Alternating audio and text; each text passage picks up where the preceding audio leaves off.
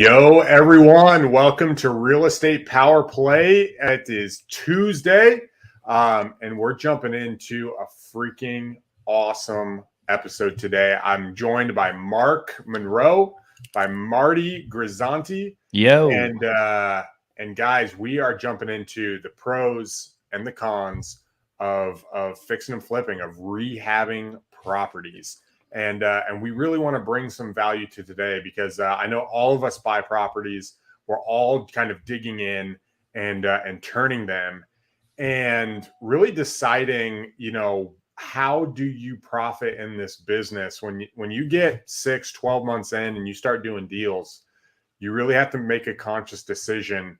What strategy am I going to focus on? And this is a great one. And a lot of people have a lot of questions. So, boys, gentlemen, how are we doing? Mark, how are you doing, man?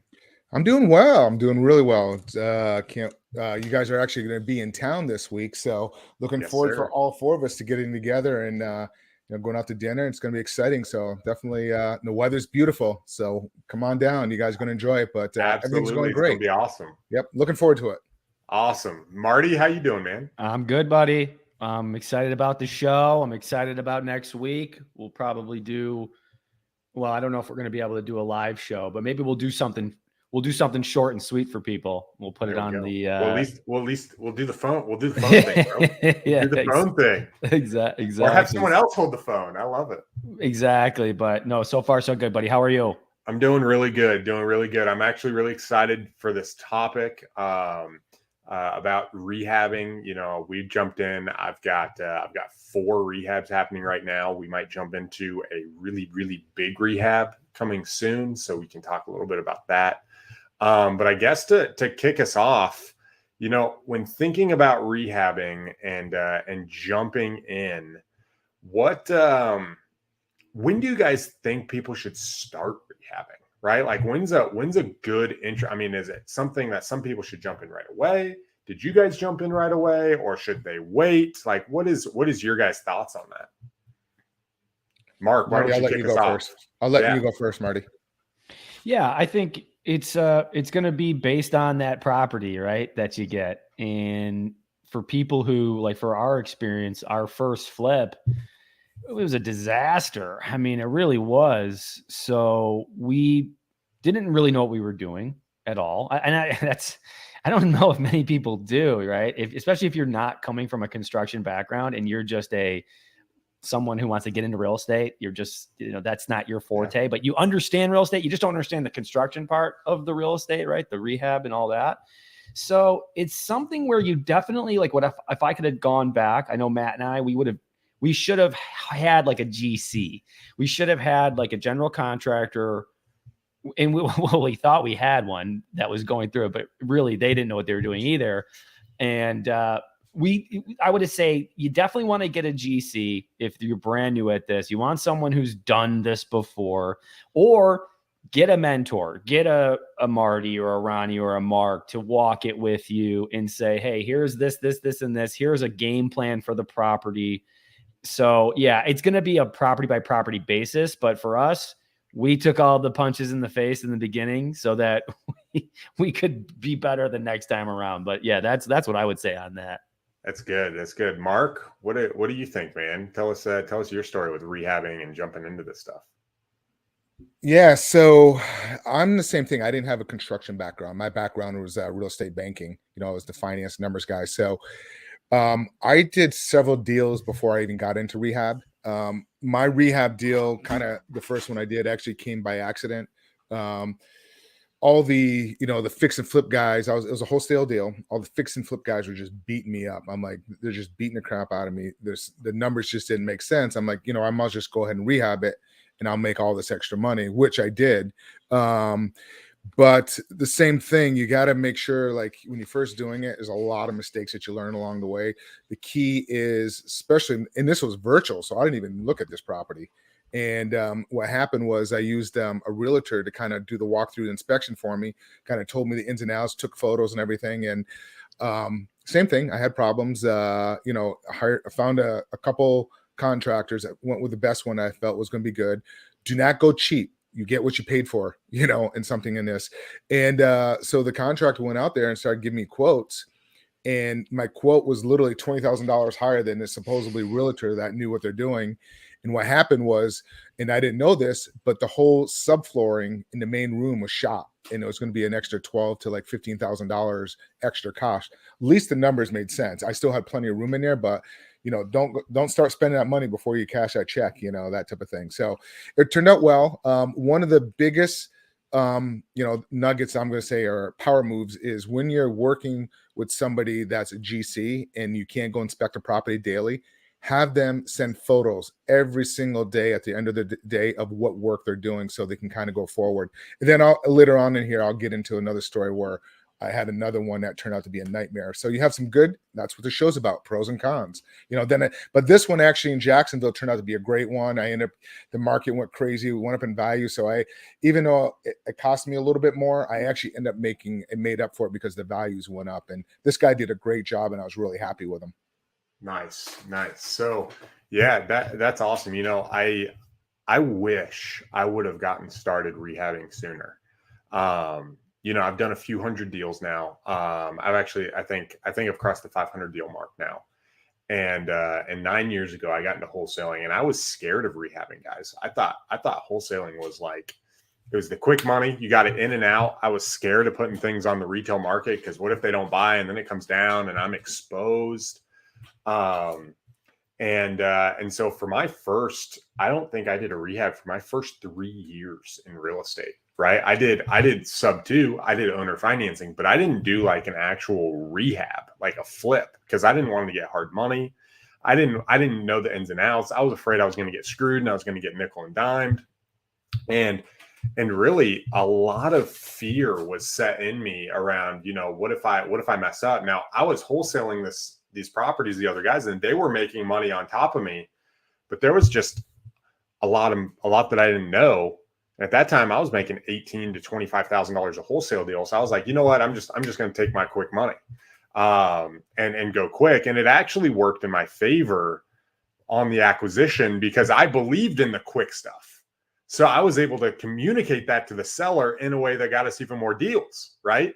But I didn't realize the actual profit I could make on the back end. Now, fast forward to today, I'm up in Michigan about 3 years ago, and I'm wholesaling and I'm pulling through, and my fees are not very big. They're not like they were in Dallas. And I push out this property that has like a $45,000 flip profit, and I'm getting beat up, right? This property in Muskegon over on Franklin Avenue, it's like a few miles from the beach, right? So you can get the beach in like 10 minutes. It's a small little house, so it's not a super big house. I'm just getting beat up. And I'm like, dude, this is so frustrating. And I decided to take it down, right? I decided to take it down, and we fixed it up. I ended up owner financing it rather than flipping that one because I got an even greater premium.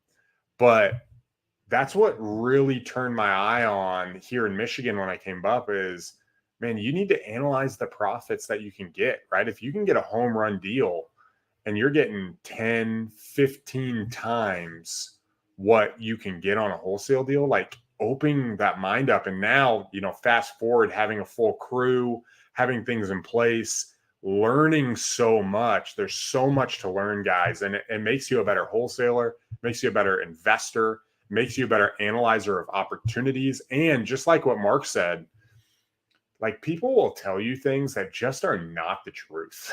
You know what I'm saying? They'll say things and you got to be able to cut out. And it's not just fluff, but literally people pretending to know what they're talking about and being able to cut that out. So I love rehabbing. I think that being able to combine strategies allows us to be able to make the most amount of money. You know what I'm saying? As far as what's the goal? How much money do you want to make? Are you trying to make 6 figures? Are you trying to make $1 million? Are you trying to make $2 million? And there's different ways to get there. And I think combining the strategies allow you to win. So guys, I want to really jump into the pros and cons.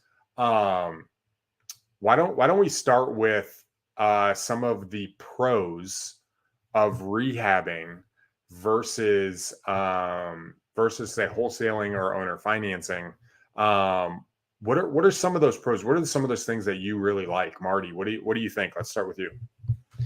Yeah, and it was interesting you explaining kind of your paradigm shift in your mind of like, hey, I'm going after the quick money, which is a benefit to what we do. There is that, but there is, as you saw and as we know, a lot on the back end that maybe we lose out on if we don't take that risk and actually go forward with the rehab. So there is one, right? There's one pro is that there's typically, if there's enough meat, right, and you will know that if you do the right research on the right property, that there will be that, gold at the end of the rainbow for you once you complete the job. Here's something that you don't really see day one, but you will maybe day 360. Maybe this is maybe a 2-year play. Might be a 5-year play for us, right? So here's an example.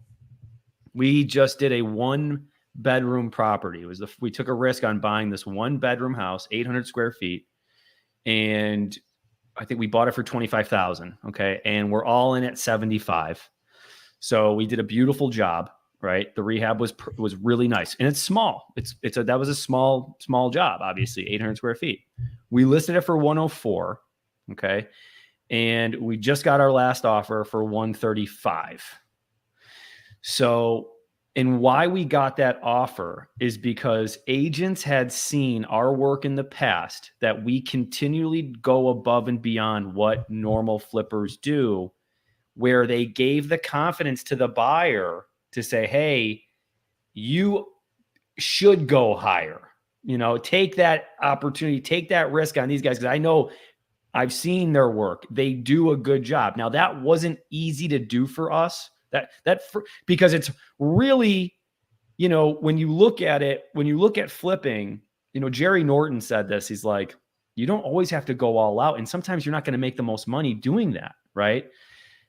And I agree with that. Right. You do leave some value add to that home buyer. Right. But if you are in your market and you stay in your market, you do develop a name. And if that's something that you truly believe in your company, and you believe that, hey, this is something that I want to trademark, and something that I believe if we just do the right thing consistently and always, then it will come back to us. So it's a tough one, but I would say for us, it's what we've done, and we're going to continue going this route. I think we have been able to probably just relist something and wholesale it, but with our partner, Amber, who's my partner's wife, but also a partner, and she's our agent. She also has a brand that she wants to continue to have with, hey, I list really good properties that my husband and his partner, Marty, do. So we kind of have to play these games a bit with like in our mind of like, Amber, I know you want to do this, this, and this, because then it looks like it's going to be, a much better product. And then you can, show off to your agent friends. But thank God that she does, right? At first we were like, come on, can't we get away with, do we have to spend this much on that? And it's always worked out for us. Even when we take that, maybe short-term pain, the long-term, it's now starting to really pay off for us. So that's a long-winded answer. But I think that if people start thinking more long-term and, hey, I'm going to do this the right way, and I'm going to really make a name for myself, great. Because if you're just trying to make the quick buck, maybe stay out of rehab and then continue to go into and continue to wholesale. Great stuff. I guess I'll jump in. Yeah. So what was the question again? The pros of like what it is for rehabbing? Yeah, like what are your top pros for jumping into rehabbing?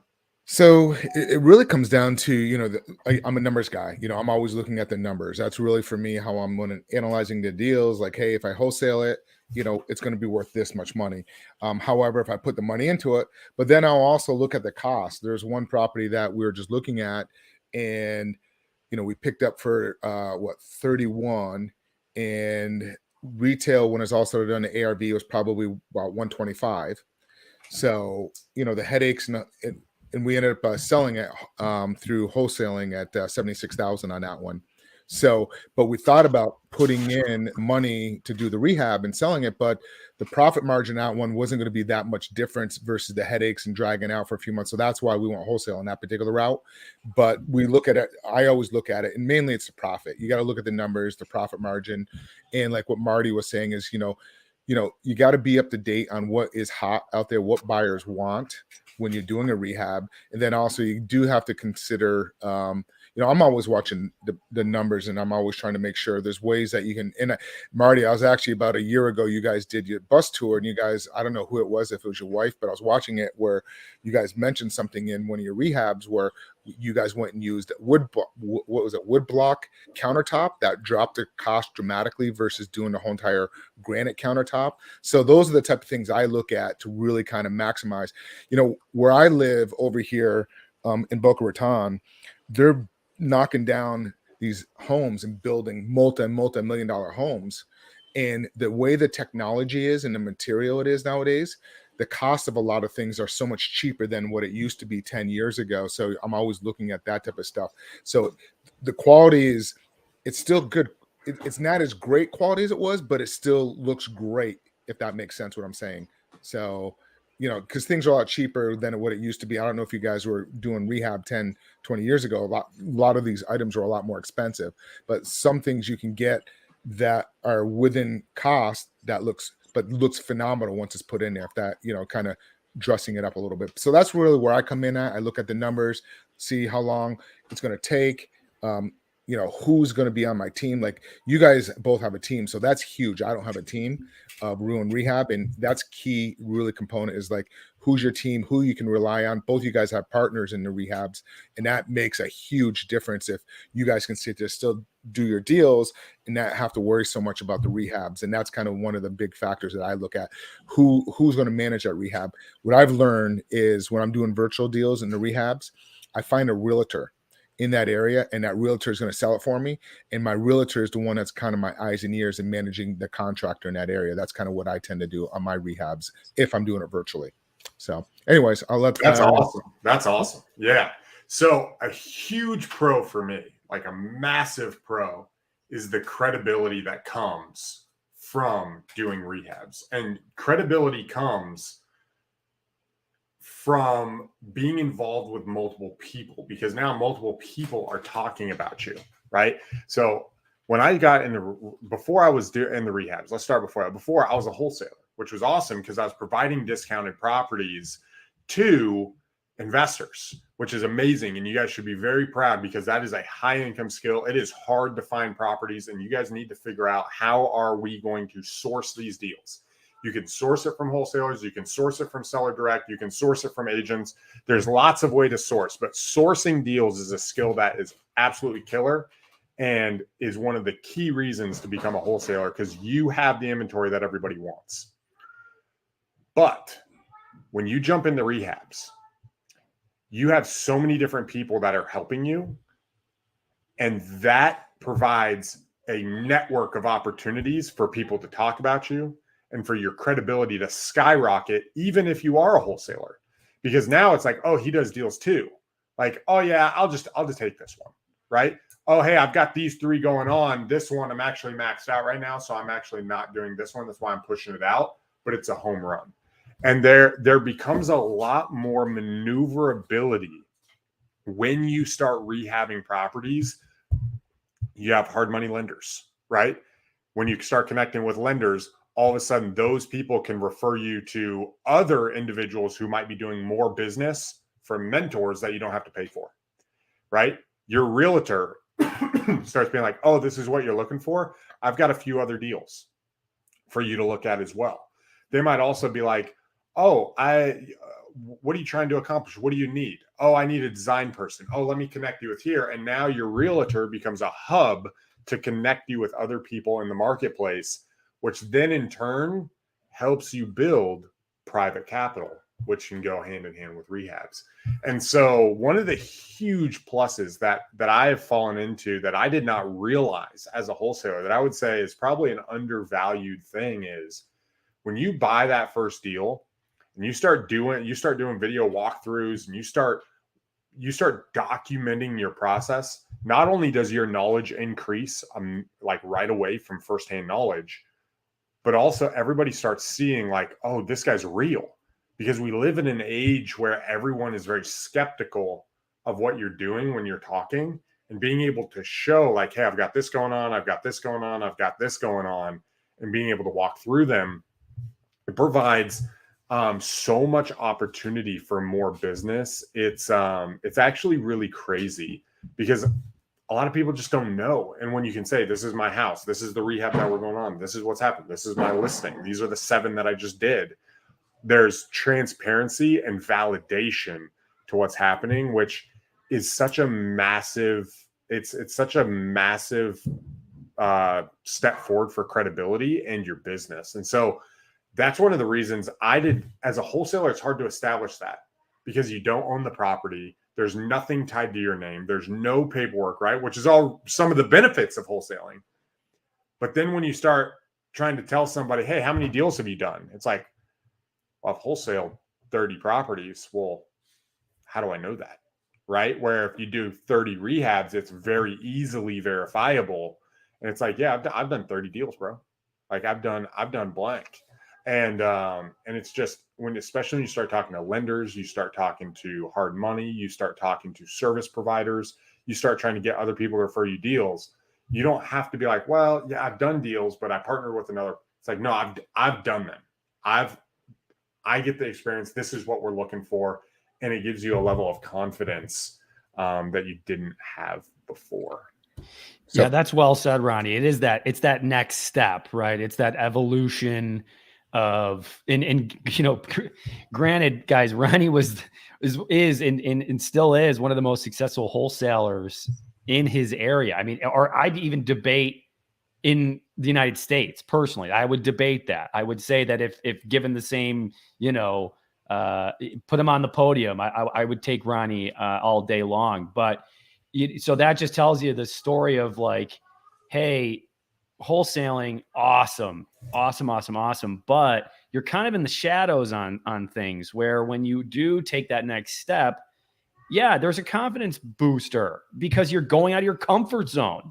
It's so much more comfortable to wholesale than it is to buy it and then resell, buy it, fix it up and resell. It just is. There's just no way around it. It just is. So when you do that, the level of confidence that you'll get from that is just absolutely insane, where then it's like, all right, what's the next thing? Because that's what Matt and I are now. All right, yeah, we wholesaled, we bought the rentals, we flipped. But it's like, what's next? Because I don't get excited over a flip. Just don't. I get excited on, okay, what's something that's going to be where I have to learn a new skill, like raising money, like syndicating, like figuring out SEC attorneys, right? Those are things that are now exciting for me because it's a new skill I have to learn. So that's the thing. I think if we can all kind of go, hey, yes, that was good and we were really good here, but what can we do to now go where there's energy? What gives us energy? We talked about that last week, Ronnie, right? We went nuts on that. So yeah, that's awesome, buddy. I'm loving that. So I got a question for both you guys.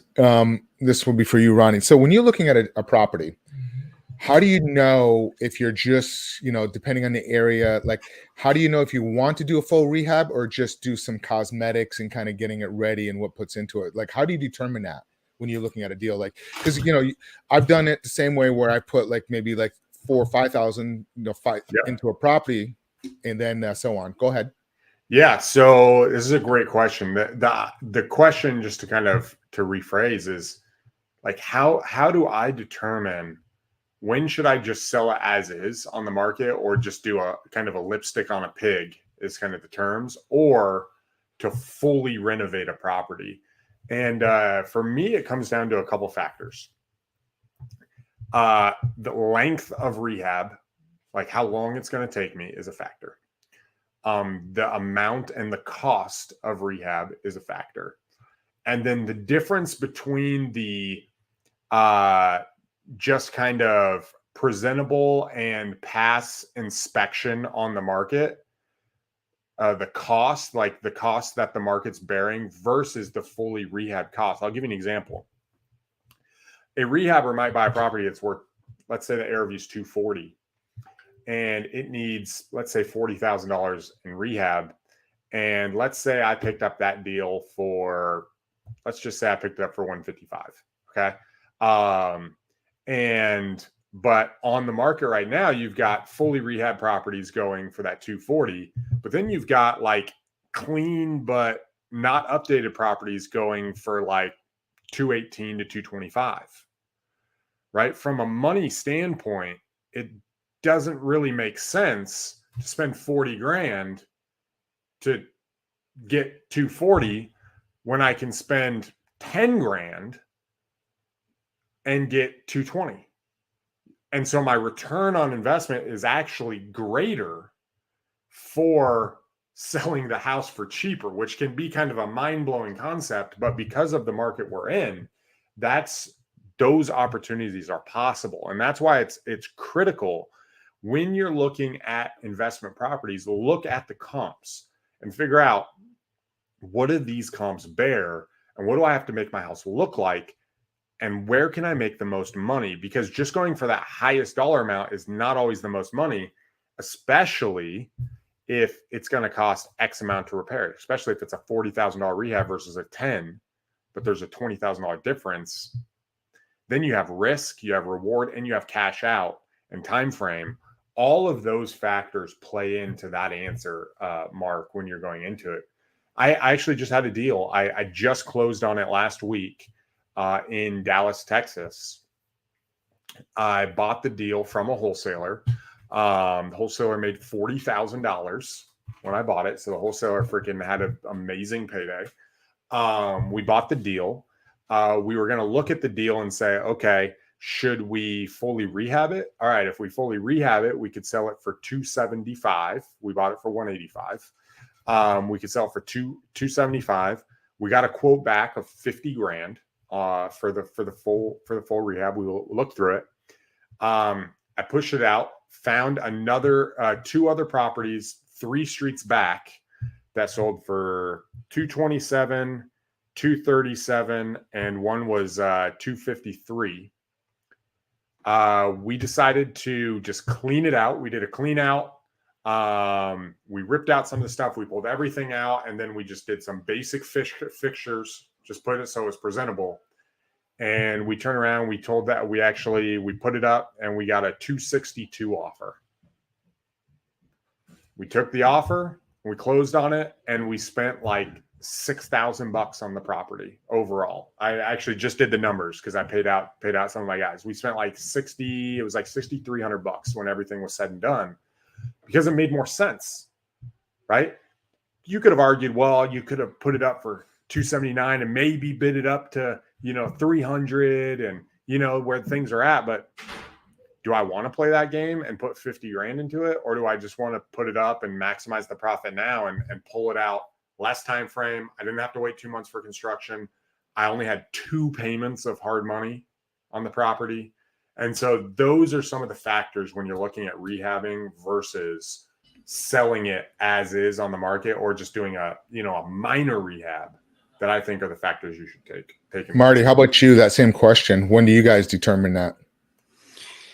That's just, and I love that, what Ronnie said.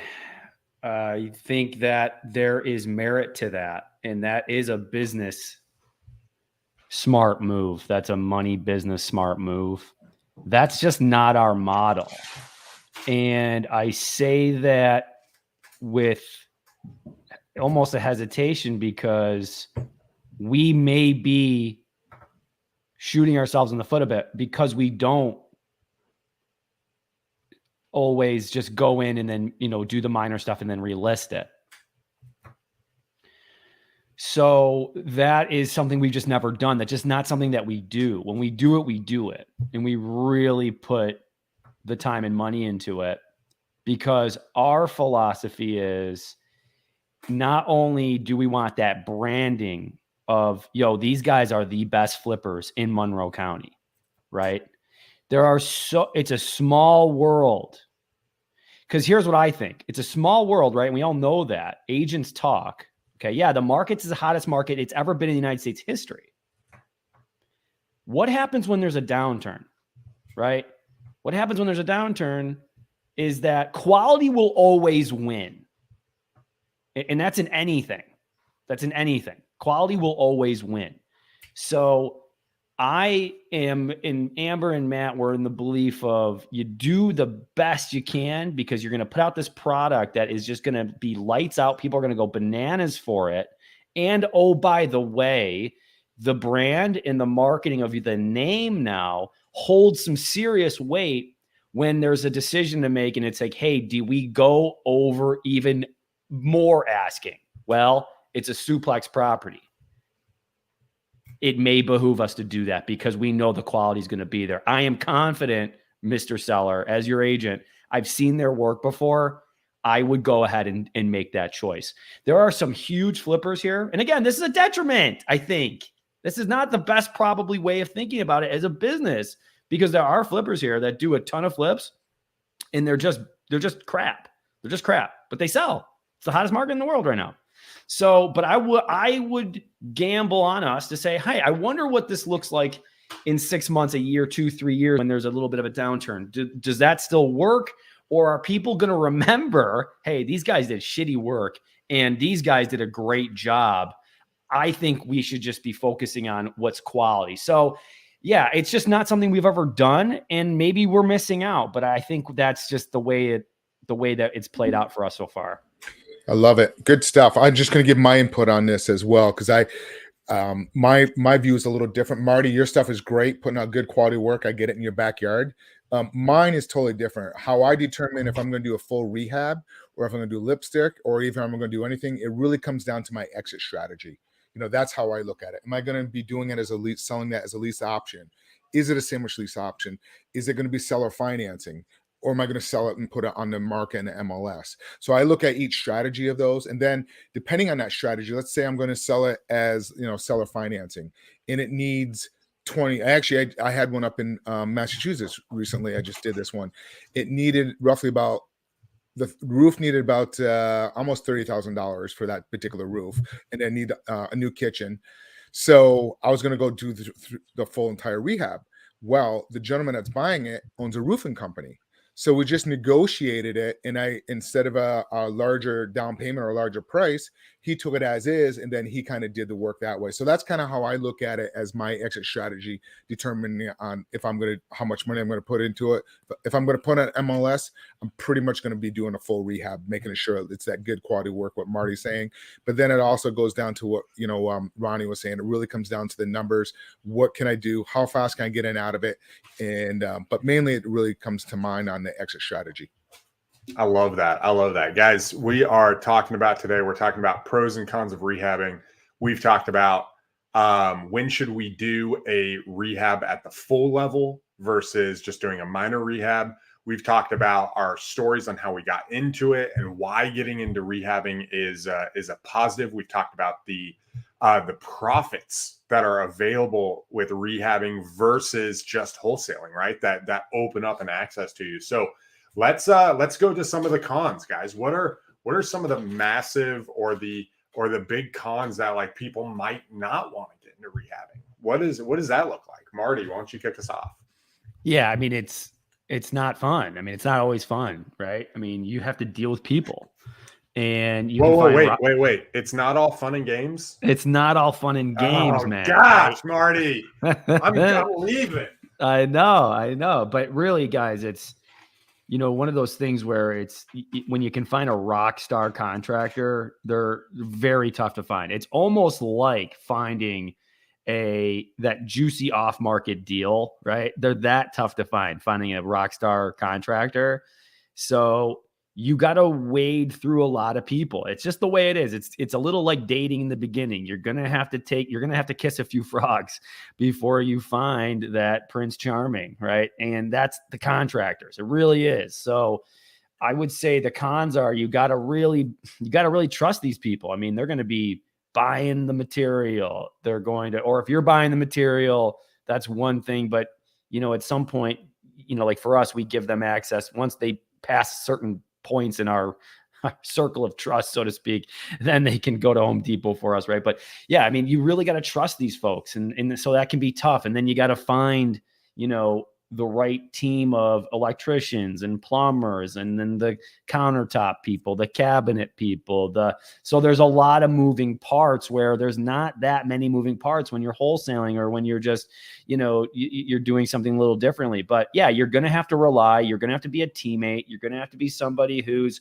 willing to listen to other people's needs. It's not just you. You have to be an orchestrator. Matt McGuckin's one of the best, if not the world's best, at just putting people and placing them in the right direction and giving them here is what your job is and here's what we're going to do, and we're all in this together kind of speech when we get a flip going. So you need that kind of person, and you got to be a team player, and you got to be willing to be a contractor. You have to kind of understand the contractor, brain. Yeah. You really do. I think the best people in this are able to kind of wade through that. Hey, you're going to have to be okay with people smoking cigarettes in your house when they're doing the work. Some people can't fathom that. You're going to have to be okay with it being messy and freaking McDonald's bags all over the place, right? You're going to have to be okay with McDonald's bags are real. That is the McDonald's bags are all over the place. Tip right there. That you only know that if you do Rehab. You got to be okay with the monster cans, and you're going to just have to deal with these kinds of things. So, you have to understand that people come from different places, but those people are the best because they're going to do the best quality work. They're going to get in, they're going to do the work. So yeah, I think you have to be willing to trust people. That's very tough for people, is to trust people. We are a trust first and then give us a reason why we shouldn't kind of company. And I think that's better. I think that works better than the other way. And that's just our philosophy, but we will trust you 100% until you give us a reason not to. I'm not a skeptical in the beginning. I'm skeptical after. So anyway, that's what I would say. You got to be a team player, and you got to trust, and you got to trust early. Love that. Mark, what about you, man? What are some cons? Marty, I love how you said it. It's not always fun. You got to have a stomach for it. That's really what it is. You have to have a stomach for it, and you have to expect the unexpected. I guess for me, and it really does go back to, whoever you're trusting and whoever your partner is on the ground. I mean, it's pretty much mirroring really what Marty was saying there, because if you don't have the right people in places and the right contacts that you feel that you don't trust, that's where things kind of become an issue and go sideways. And it has happened to me. And then the other thing of the con is, like I said, the hidden costs. Like I use an example, that floorboard issue or the subflooring actually all had to be replaced. Those things are not, those things are fun. So just make sure when you're looking at a deal that you're actually giving yourself a buffer, a cushion of like when you're going into a rehab for contingencies, because things do come up. As you guys know, we just went into something where now the cost of, inflation's gone up. So some of these costs are gone up by 20%. So if you don't have that margin in your deal, that could actually hurt a little bit, and you have to be flexible. And then you have to be like, a cost may have come up in one area and you have a budget, and then you're going to have to cut someplace else. So those are probably the cons of kind of going that. But for me, I think the biggest one is making sure that who you're working with, especially for me virtually. And a lot of times I'll do my exit strategy based off of this. If it has to do a remodel, instead, if I feel I can't get somebody there to be my eyes and ears and view it and make sure it's not being done correctly, I'll switch it and sell it based on the seller financing and, giving somebody a discount for them to go in there and take the property and fix it themselves. And the other thing, pro tip, if you're doing it virtually, use a realtor. Do not use a wholesaler. Sorry, wholesalers. If you haven't been there and you're new at it, I did one in Alabama with these two guys. We purchased it sub 2. It needed probably about $15,000 worth of work. So these guys found somebody to go out there, do some work. Never did one walkthrough, I guess. And we were getting ready to do another property in a rehab. So the day they were supposed to go to do the final walkthrough, they went and met him at the new property, getting, estimate on the new property, wrote him a check without even checking the quality of the work, and the work was all said and done. We wrote a guy a check for $8,500 for everything. We went in there, and afterward, so then they didn't go back in there and check it. I start marketing it on my part, getting people walking through. I had over 20 people go through this property because I was going to sell it on a rent to own. Rent to owns usually go like that. After 5 people, they're bidding for it. I'm like, what's going on with this property? Why isn't anybody taking this thing down? So I said, you know what? Somebody's got to get over it and find out what's going on.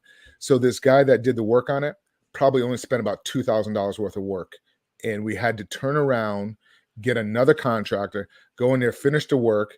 And we probably lost around $20,000 to $25,000 because it took longer. We had to go back through because I'm sitting there marketing it for a month and a half. I'm like, what's going on? You know, and that property should have gone. Then we get in there, find out the quality of the work was shit, pardon my language. And then we had to get somebody else and just redo the whole work over. So that's really what it comes down to is the con is the number one thing is who you're going to use and be your eyes and ears and make sure you get videos and photos of the work every single day. But how about you, Ronnie? Once you jump into dude, that is awesome. And if you guys don't know, Mark is doing deals all over the country. Like Mark is, if you want to learn like virtual owner financing, creative financing, virtual real estate all the way around, Mark is the guy. Like he's all over. He's got a system. He likes to say he's not big time, but he is big time behind the scenes, guys. Like he's smoothed it out. He's got a lot going on. So that's freaking amazing, man. Thank you for sharing that, because I think that's just good insight, especially from a virtual perspective. People don't think about, you know, someone's just going to disappear. Someone's just going to say something so they can get a check, and you're not there to verify it. And if you're trusting someone else, there's a lot of things there. And what Mark said about an agent, you know, one of the things about an agent is that they're licensed, right? They have to tell the truth, right? They are legally bound to like tell you what's happening and disclose. And, you know, not everyone does it, but there's a higher level of credibility, credentials. That's the word I was looking for, over say a wholesaler. So I totally get that. That's awesome. Well, especially if they're a really good agent, they're going to know what the buyers want in that area. They're going to know what the rents are going for. They know everything. The agent that I had, the one in Jacksonville, she was a superstar. And her and the contractor butted heads a couple of times, but that's what you kind of want, you know? And quite frankly, the realtor actually had somebody that her boyfriend was actually a contractor, but I didn't want those two together. I wanted to separate the two. So she would oversee them, because if they're in bed together, then you're going to get that same possible outcome. So that's something, but that's good. Yeah. So, so I want to get in before I do, guys, we are on YouTube. We're also on all the podcast systems. So, you know, go to Apple. If you guys would leave us a review there, tell us how we're doing. Tell us what you think. Subscribe. You can download them from there. They come out every Thursday. The podcasts do. And we're all over. If you guys have questions or thoughts, you can reach out to Mark. You can reach out to me. You can reach out to Marty. We'd love to help you, right? If you're in Florida, if you're in Michigan, if you're in New York, or all over the country, we do deals all over. So reach out to us. We want to be able to help you guys in the best way we can. And we're talking about the pros and cons of rehabbing. So I would say, you know, my biggest con to rehabbing, and still in the back of my mind, is you can lose money, right? The number one rule of real estate is don't lose money, right? And you can make a mistake. And that's the beautiful part about real estate, is people can make mistakes and you can negotiate. But the flip side of that coin is, dude, I've bought rehabs. I've bought deals from people who have lost $20,000, $30,000, $40,000. You know, there's a story about a lady, a buddy of mine in Albuquerque, New Mexico. He goes down to the foreclosure auction, and he's there and he's bidding on this property, and this lady next to him, and he's like bidding it, and he bids it to buy it again. And she turns and she's like, yeah, I'll take it. And she just outbids him. And then she's bidding against other people. She ends up buying this property for full retail price, foreclosure auction. And so he walks over to her and he says, hey, ma'am, I was just curious, like, were you planning on living there? Like, why were you thinking, like, why'd you buy it? She goes, I bought a foreclosure. And he was like, oh, hell, this is not good. And he just turned around and walked away. And the truth is, like, properties are all about numbers, right? And if you fudge the numbers, if you force it, you know, you could walk away with having to having to bring 10 grand to the table. If you borrow money, you might have to owe money, right? There's a lot of responsibility that you're taking on. Now, I have a theory that says the more responsibility you take, the happier you're going to be and the more fulfilled you're going to be and the more you're going to contribute. But you got to be willing to take it on. You got to be willing. I've got, a ton of loans out there with properties we're doing, a lot of money on the table. I guess who's responsible? Me, right? And that comes to me. And there's guys out there who won't fulfill their responsibilities, guys. You might be in your head, maybe I don't want that responsibility. Maybe I'm not willing to pull my big boy panties, you know what I'm saying, and do it. But there's massive rewards. But if you do, you got to step up to the plate. If you lose 20 grand, you got to shoulder that stuff like a man and step up and put in the work, right? If you get behind, you got to put in a 60-hour week. You got to put in an 80-hour week. You got to put in a 100-hour week to catch that back up. If you owe somebody $90,000, like, don't disappear. Don't be one of those guys who just disappears and that everybody hates. Be the guy who shows up, right? But you can make a mistake. And here's the thing. It's okay to make mistakes. Just try to limit the amount of $20,000 to $50,000 mistakes you do.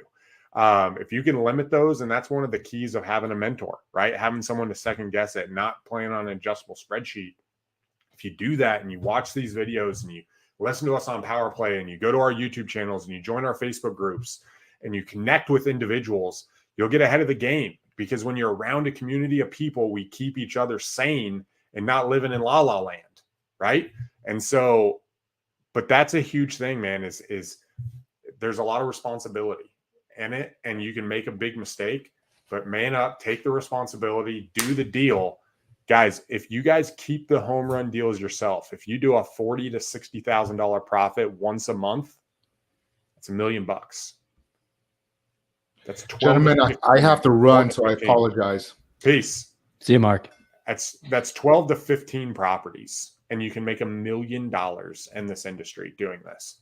So yeah, it's a lot of work, but I mean, Marty, I think you would say it's totally worth it. It's worth it. And Ronnie's right. Ronnie's right. What he was saying about, taking responsibility, and like, Ronnie, would you agree with that? Pressure is a privilege. Like, pressure is a privilege, bro. That is amazing. Pressure is a privilege. And it's something that you got to get up for this kind of stuff. You got to get up for this kind of stuff. You got to own it, so that you got to take responsibility for the failure, so you can take all the responsibility for all the success. Isn't that the beautiful part? Like, when, Matt and I, we take full responsibility for our failure so that we can take full responsibility for our successes. Right.